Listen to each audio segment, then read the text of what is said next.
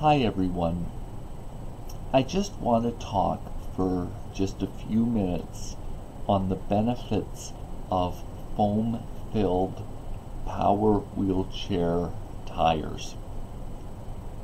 I want you to take a look at this photograph with me.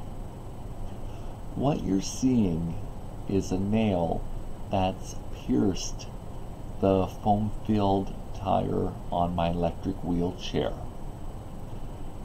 Now, if the style of tire that you had was an inner tube, this would have led to a flat tire and ultimately the inability to get back home again. Because it's foam filled, the nail just pierced the tire and remained in place for me to see and then have it removed. So the clear benefit to foam-filled tires is that it doesn't cause a breakdown when they are punctured. I do a lot of side of street driving, taking myself back and forth to physiotherapy, as well as grocery shopping, and when I'm wanting to tinker the hardware store. So I'm at a high risk of getting a puncture in my tire. So the foam-filled tire has saved me from experiencing a breakdown and needing to call a wheelchair accessible taxi to bring me home again and then arrange the repair once I'm home if I had had an inner tube style tire. An inner tube style tire for a wheelchair is called pneumatic. Now, the downside, and it's a big downside for people who live with chronic pain, foam-filled tires resonate the bumps in the road and sidewalk cracks through the wheelchair. They stir on and stimulate my chronic pain. Driving on the sidewalk with a foam-filled tire is like driving on train tracks. It's constantly going bumpy, very rhythmically, and feels like I'm being assaulted. That's why I use the side of the road. What I would like to suggest for someone who has chronic pain is to keep their wheelchair when it wears out and get foam-filled tires put on it as a backup. Meaning, if you had a flat tire but you got home, there would be at least a wheelchair you could use. May not be ideal, but you could use around your living environment and avoid calling in a service technician for an evening or weekend repair. You know, where I live, evening and weekend repairs have about a $30 an hour surplus for emergency service. So instead of being $60 an hour, they cost $90 an hour. Having your last wheelchair that may technically be worn out available to use as a backup with solid foam-filled tires would avoid some of the costly repairs.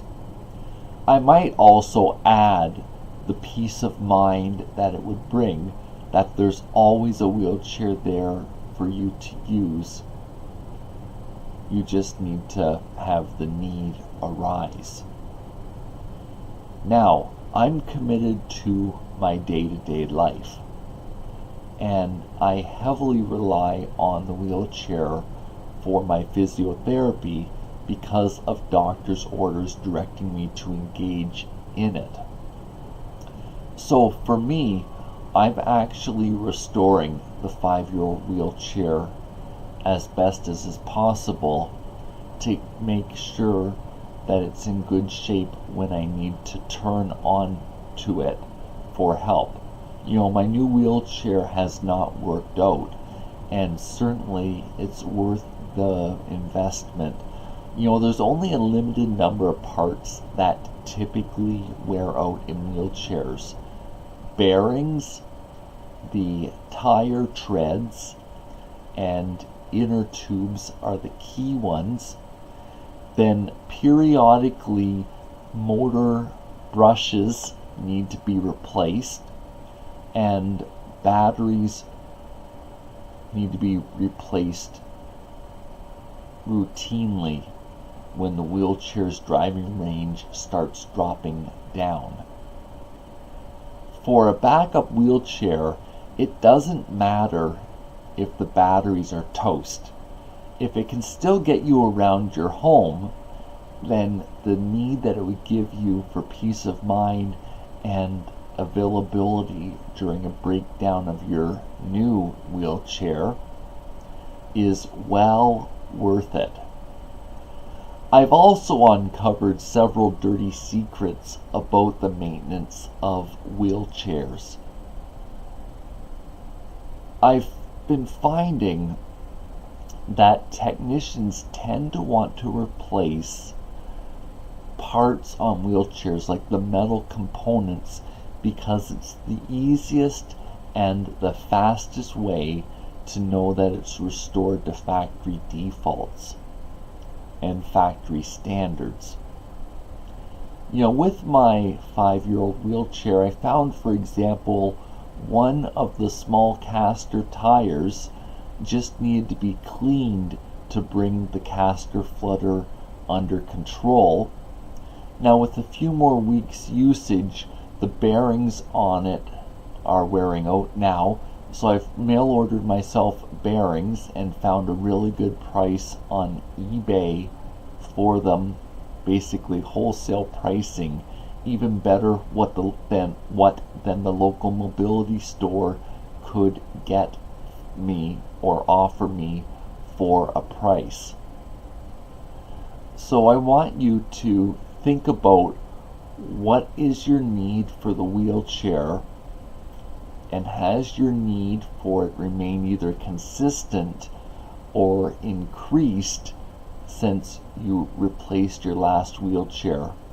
And I think if you think through these questions, it will help you know if it's worth the time, energy, and effort to restore the wheelchair, with the new tires, new rubber treads on the smaller wheels, and when the time comes, replacing the treads on the bigger wheels. When a wheelchair is wrote off as worn out, it typically means that the parts are going to take longer to get off the wheelchair because of rust. This can be overcome with penetrating fluids. Rust breakers or else vinegar is one option. And also, there may be rust on the wheelchair. Rust paints are available at your big box stores, and if you follow the directions and basically sand down the rust and paint the part, you're good to go again.